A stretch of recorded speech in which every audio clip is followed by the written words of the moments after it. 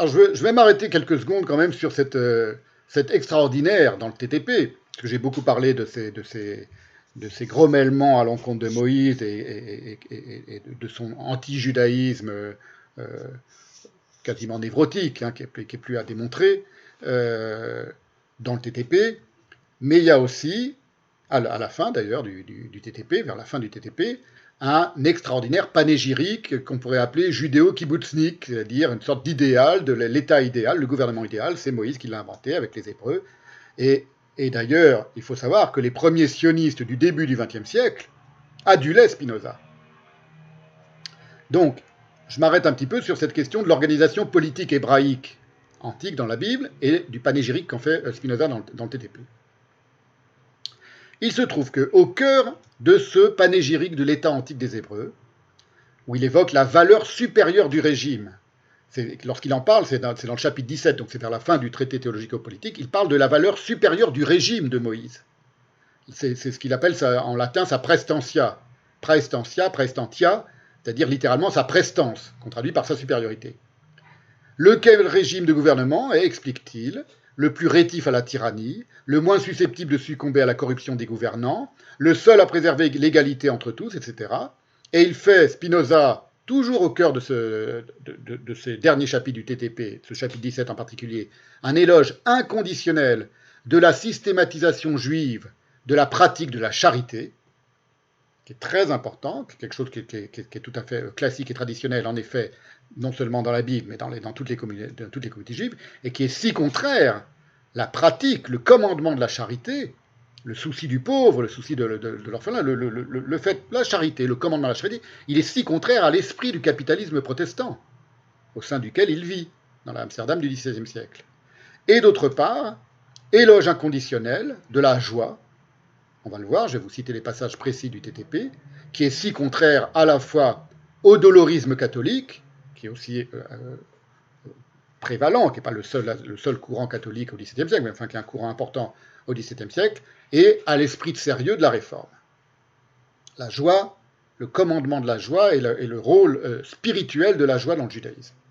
Alors voilà ce qu'il dit pour la charité, c'est vraiment vous allez voir, ce sont des citations précises dans le TTP, qui conçoit comme, non seulement dont il fait l'éloge, mais donc qu'il conçoit comme étant essentiel pour la bonne conduite du gouvernement de Moïse. La charité et la joie. On sait que la joie, c'est évidemment un concept essentiel chez Spinoza. Voilà ce qu'il dit dans le TTP.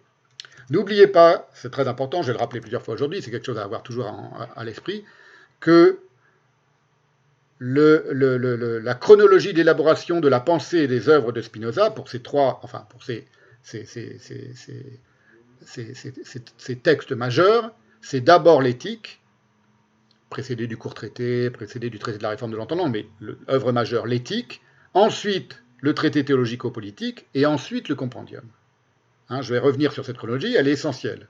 C'est pas comme ce serait très différent, on ne pourrait pas parler de la même manière de la pensée de Spinoza s'il avait écrit par exemple d'abord le TTP, ça n'aurait pas été le TTP qu'on connaît d'une part, et ensuite l'éthique, ou s'il avait couronné à la fin de sa vie toute son œuvre et toute sa pensée par l'éthique. Non, c'est pas comme ça que ça s'est passé.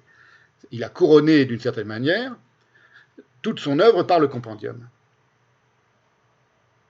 Et avant le compendium vient le TTP, et avant le TTP vient l'éthique. Donc c'est un certain ordre, je dirais pas moré géométrico, mais enfin un certain ordre chronologique dans l'élaboration de sa pensée qu'on ne peut pas inverser, et dont il faut tenir compte. Et je vais en tenir compte aujourd'hui. Voilà ce qu'il écrit pour la charité dans le rôle important politique. Donc vous comprenez, c'est pas simplement théologique, c'est pas simplement moral, c'est pas simplement éthique. Évidemment, c'est lié à l'idée qui se fait de l'éthique. C'est la charité dans l'organisation de la vie des Hébreux antiques. Chez les Hébreux, écrit Spinoza, le jeu de l'intérêt propre prenait une importance unique, car jamais citoyens n'ont possédé leurs biens d'un droit plus absolu dans cette théocratie. Chacun avait la jouissance d'une part de terre et de champs, égale à celle du chef de la tribu, et il en était le maître perpétuel. Si l'un d'entre eux était contraint par la pauvreté à vendre sa propriété ou son champ, la part devait lui être restituée intégralement au moment du jubilé. Les différentes institutions de ce genre s'opposaient à ce que qui que ce soit fût dépouillé de sa part régulière de biens. Tout ça, c'est une lecture claire et nette de l'Ancien Testament. Tout ça, est, en effet, édicté sous cette forme-là. Enfin, il le condense, il le résume, mais de manière très... il n'interprète pas, si vous voulez. C'est une lecture, il rapporte, il fait le sommaire de l'importance de la charité et de l'égalité, donc, des possessions dans l'Ancien Testament. En outre, la pauvreté était plus supportable en ce pays qu'en aucun autre, du fait que la pratique fervente de la charité envers le prochain, c'est-à-dire les concitoyens, s'imposait à tous les fidèles soucieux de se concilier leur roi Dieu. Roi, trait d'union, Dieu. Pourquoi ? Parce que leur roi Dieu, le Dieu de la Bible, leur avait intimé d'avoir le souci du pauvre, de la veuve, de l'étranger et de l'orphelin. Hors de leur patrie, continue Spinoza, les Hébreux ne pouvaient donc être heureux. Partout ailleurs, ils auraient été exposés à toutes sortes de privations et de hontes, au pluriel. D'ailleurs, les principes sur lesquels l'État reposait n'avaient pas pour seul effet de retenir les habitants sur le sol national. Ils prévenaient par surcroît toute guerre civile et toute cause de discorde. Je vous dis, on dirait un jeune sioniste du début du XXe siècle qui fait un éloge absolu de l'organisation juive, d'une nation juive. En effet, il comportait les principes sur lesquels donc, cet État des Hébreux antiques reposait, il comportait au pluriel qu'aucun citoyen ne serait au service de son égal, nul n'ayant à s'incliner que devant Dieu. Égalité absolue de tous, puisqu'on ne doit s'incliner que devant Dieu. D'autre part, la charité, c'est toujours Spinoza qui parle, l'amour envers les concitoyens, dont la force augmentait encore de la haine portée aux autres peuples. J'ai longuement examiné ce sophisme la dernière fois. Donc il considère qu'il y avait un amour entre les concitoyens. Il dit cet amour, il était augmenté du fait qu'ils haïssaient tous les autres, tous ceux qui n'étaient pas eux-mêmes. Bon, j'en ai parlé la dernière fois, je ne reviens pas. Et rendu par ceux-ci, c'est-à-dire les autres peuples leur rendaient bien, ils les détestaient aussi en retour, servaient de pierre de touche à la ferveur religieuse. Ça, c'est concernant la charité. Et quant à la joie, pas dans les mêmes pages, mais enfin à un autre endroit du TTP. Non, d'ailleurs, c'est la page qui suit, apparemment. Avec l'accoutumance. C'est Spinoza qui décrit le rôle donc politique important de la joie. Les multiples règles, avec l'accoutumance, donc les multiples règles ne devaient plus apparaître aux citoyens, au pluriel, comme une servitude, mais comme une conduite volontaire. Par suite, donc il parle des multiples règles édictées dans le judaïsme, qu'on appelle les mitzvot, les commandements, que devaient suivre et par lesquels était gouverné et par lesquels Moïse gouvernait le peuple. Les multiples règles ne devaient plus apparaître aux citoyens comme une servitude, mais comme une conduite volontaire. Par suite, l'action la plus désirable à leurs yeux ne devait pas être l'action interdite, mais l'action commandée. L'action la plus désirable, à force d'habitude, devenait l'action qu'on leur avait commandée, ce qu'on appelle la mitzvah dans le judaïsme, le commandement. On traduit ça, le commandement, c'est une mauvaise traduction.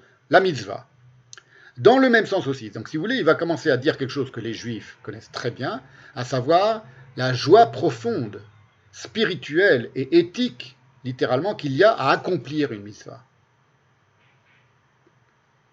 C'est pas du tout considéré comme une contrainte pour un juif pieux d'accomplir une mitzvah. C'est pas envisagé comme ça, c'est envisagé comme procurant une grande joie. Je vous cite toujours Spinoza. Dans le même sens aussi, s'exerçait l'obligation où ils étaient de se livrer au repos, grande invention anticapitaliste quand même, le Shabbat, et à la joie, non parce qu'il leur plaisait de le faire, mais parce qu'il leur plaisait en le faisant de se soumettre à Dieu. Donc c'est très intéressant. Il a compris quelque chose d'essentiel, qui est quelque chose qui traverse peut-être aussi un peu sa pensée, à savoir que le repos, si on n'oblige pas l'homme à s'y adonner de lui-même, il aurait plutôt tendance, d'une part, à servir son prochain pour en faire un esclave perpétuel, et d'autre part, lui-même, à ne jamais être en repos. Donc là, quelque chose, là c'est vraiment un raisonnement typiquement juif de la part de Spinoza, quelque chose qui est une évidence quand on est élevé dans cette foi comme il a été élevé depuis son enfance, à savoir que le commandement du repos, l'obligation du repos, du Shabbat, c'est quelque chose qui procure une grande joie, mais que d'eux-mêmes, à laquelle les hommes eux-mêmes ne se seraient pas astreints.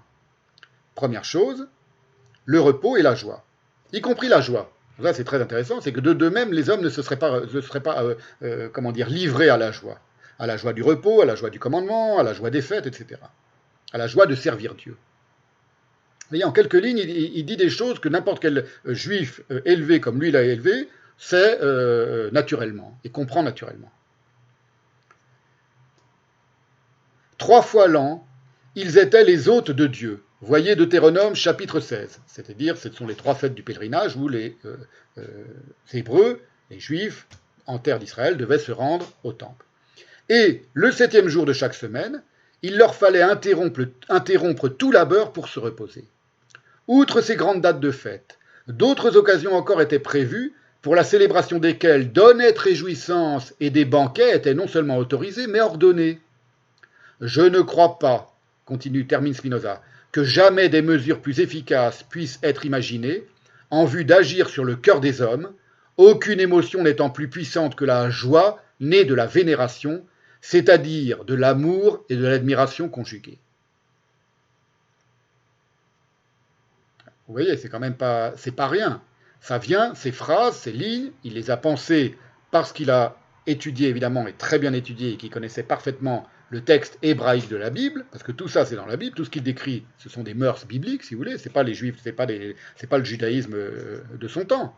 Là, il décrit des commandements et une organisation, qui est l'organisation dont on a le témoignage uniquement par le texte en hébreu de la Bible, enfin de la Bible, mais en tout cas, lui, il l'avait en hébreu. Il n'avait pas en traduction. Et c'est inutile, évidemment, je suppose, de vous remémorer l'importance de la joie dans le système éthique de Spinoza. Sauf à vous rappeler par la même occasion que la pensée juive, je l'avais évoqué, j'avais dit la joie, c'est un concept essentiel chez Spinoza dans l'éthique et ailleurs, c'est aussi une notion essentielle de la pensée juive. Bien antérieurement, évidemment, au XVIe siècle. Je l'avais dit, mais je vous le rappelle maintenant. La pensée juive considère par exemple que ce qu'on appelle la Shechina, la présence de Dieu auprès du juif pieux, elle ne peut reposer cette présence que sur une âme joyeuse, et jamais sur une âme mélancolique. Il y a des textes précis qui disent un homme mélancolique ne peut pas attirer, non pas Dieu, dans le judaïsme, c'est pas Dieu lui-même, c'est la présence de Dieu auprès de lui. Donc c'est quelque chose d'essentiel.